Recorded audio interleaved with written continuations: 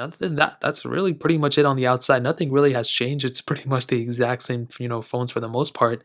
But the biggest difference, I'm pretty sure everyone already knows by now, is probably the software. This is the biggest change between the iPhone 6s and the iPhone 6, even now in 2021. Funny enough, the iPhone 6 right now is on technically a newer piece of software than the iPhone 6s, which is very funny. Obviously, iOS 14 here, iOS 12 here, but from iOS 12's sake, we are in a later, more recent version of iOS 12 than we are in iOS 14 since it got a more recent update. So that's a kind of a funny thing to keep in mind.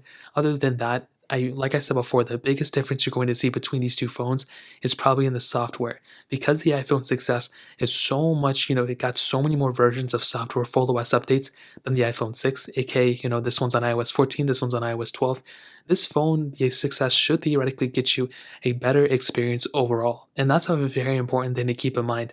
Yeah, because the iPhone 6 and 6s, the 6s is set to be, basically stopped getting support very soon on iOS 15.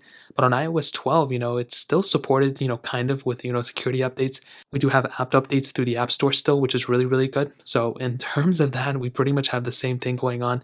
Like I said, nothing super crazy, but when it comes down to it, the 6S not only has a longer lifespan, but funny enough, battery life wise, they kind of have the same exact battery system. They have, a smaller battery actually on the iPhone 6S. But in this day and age, it's nothing super crazy. They're both battery lives aren't really that great. So it's not like you're going to pick up the iPhone 6s or you're going to pick up the iPhone 6 and feel like you have a better phone by any means. It's not really the case. So when it comes down to that, in my opinion, the software is the biggest difference. The battery life is the least biggest difference. And the battery life is probably the worst aspect of both these phones, to be completely honest. So in terms of that, that pretty much covers it up.